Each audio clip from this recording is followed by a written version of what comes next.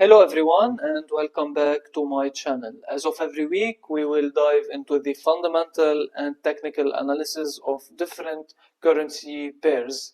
Now, coming into the fundamental, nothing changed on my fundamental analysis. I still look into some economic indicators, the economic strength, and some sentiment tracker, which is the 3-month yield. Now, after the final analysis, everything is now automated. I just input the indicators, the inflation, GDP, and interest rate, the 3-month yield, and it will make all the ranking. And the final ranking is that still USD pound very strong, CHF euro very weak. So I have still the same currency pairs that I'm interested in. Some pairs with the CAD I'm interested in right now, for example CAD JPY, but these are good for me, these 6 pairs coming into the next week. If you like this type of content, don't forget to hit the like button and the subscribe button for weekly analysis like this. Now, jumping into the technical analysis, still have this supply area right here, some support zones, some psychological level to look at, and I'm still holding this position from previous 2 weeks. And why I still holding it? Because fundamentals are still aligning with the technicals, so I will keep holding until further notice. Okay, now this is 0.83, very psychological level. I hope we push lower and I can move my stop loss lower. Now, coming into the USD CHF, I took a position on USD CHF and it was a losing position, and I will explain what I learned from this losing position. So I got into 2 positions, one here after this shift in market structure, and another position after taking this low right here, hoping to go lower. Then unemployment claims came bad for the US dollar and I got stopped out. So what I did not take into consideration, the timing I should enter the trade, which is based on economic indicators, because economic indicators can move the markets and influence the markets from 24 to 72 hours. Okay, from 1 to 3 days it can influence the markets, and this is what happened right here. So we had news on Thursday and it influenced the market for 24 hours. Then we have the labor data. NFP came very good for the US dollar, average hourly earnings better than expected.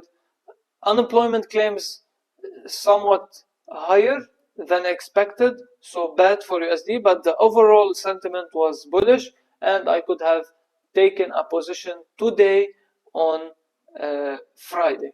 Okay, but it's good that it happened with me now with very small risk, and I don't think even if I became profitable or even good with trading and consistent, I don't think I will be risking more, because from a psychological point of view, I'm very comfortable just risking a very low percentage from the overall capital.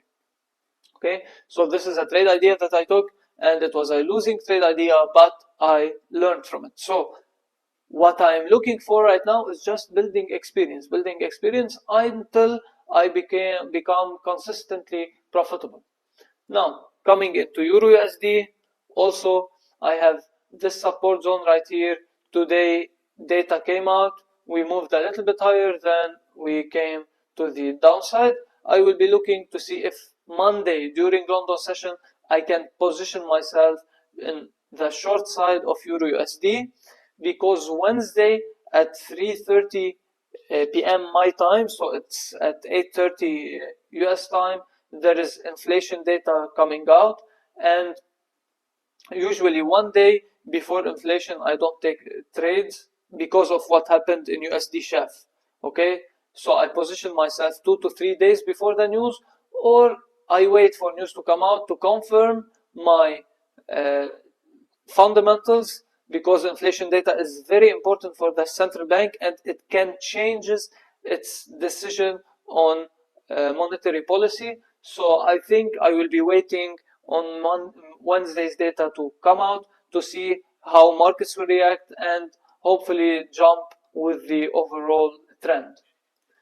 CHF JPY came into this supply zone. We rejected, but I would like to hit this psychological level or move a little bit higher to take a short position. Okay, so I don't like to take a position right here, and it moved during the NFP time. Okay, I don't know why, but it moved during the NFP. Hopefully later on I know why it moved during the NFP time.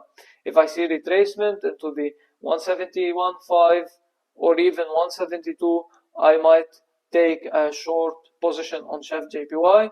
These are very interesting currency pairs for me right now to look at.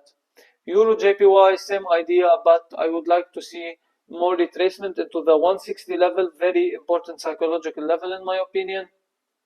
If we see retracement into this area, I might look to take a short position, especially Japanese yen. The Bank of Japan is looking to hike interest rate, and ECB is looking to cut interest rate. Okay, the CHF JPY is more realistic because the interest rate differentials between the Swiss franc and Japanese yen is smaller than the euro and Japanese yen, so they will change positions. So the CHF is now 1% going into the 0.3% next year, so 0.25%, and Bank of Japan looking to hike into the 0.5% coming into next year. So might have a huge move to the downside on the Swiss franc Japanese yen.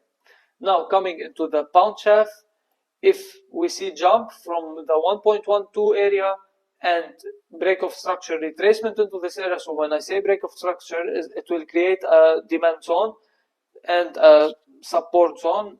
Same idea, demand or support zone. If we retrace into this area, I might be looking into taking a long position. If some economic indicators came positive with pound or negative with Swiss franc, and we see sentiment changes to the upside, markets start moving to the upside, I will be taking a long position. Or if we retrace into this area right here, 1.115 psychological level, demand area, support area, if we retrace into this area, I might be looking into taking a long position. So this is everything. Very brief, very fast, into the point. If you like this type of content, don't forget to hit the like button and the subscribe button for weekly analysis like this. Until next week, stay safe.